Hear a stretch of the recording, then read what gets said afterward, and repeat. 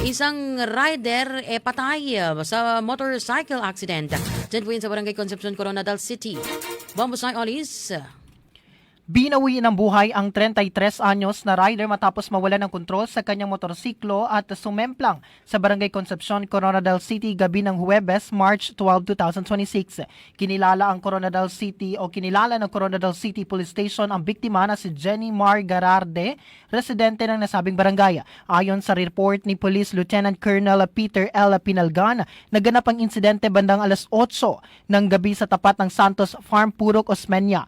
Binabagtas ni Gerarde ang Provincial Road. Saksi ang kanyang pulang Kawasaki Bahaj 100 na may plate number 792 MSR mula sa National Highway nang bigla siyang mawala ng kontrol sa manibela.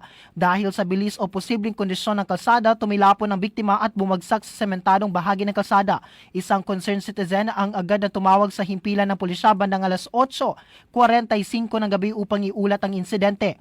Agad namang rumesponde ang grupo ni Police Master Sergeant Daniel E. De Gracia upang tiyakin ang ulat. Dinala ang biktima sa South Cotabato Provincial Hospital upang lapatan ng lunas, ngunit idineklara siyang dead on arrival ni Dr. Mark Anthony B. Arteda dakong alas 9 ng gabi. Patuloy naman ang investigasyon sa Nation ng Traffic Investigation Section upang tuklasin kung may iba pang sasakyan na sangkot o kung ano ang eksaktong sanhi ng pagkawala ng kontrol ng biktima sa kanyang motorsiklo.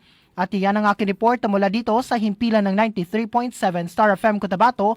Ako, si Bombosay Olis, and this is Bombo Radyo Philippines, the #1 and most trusted source of news and information. Basta Radyo, Bombo!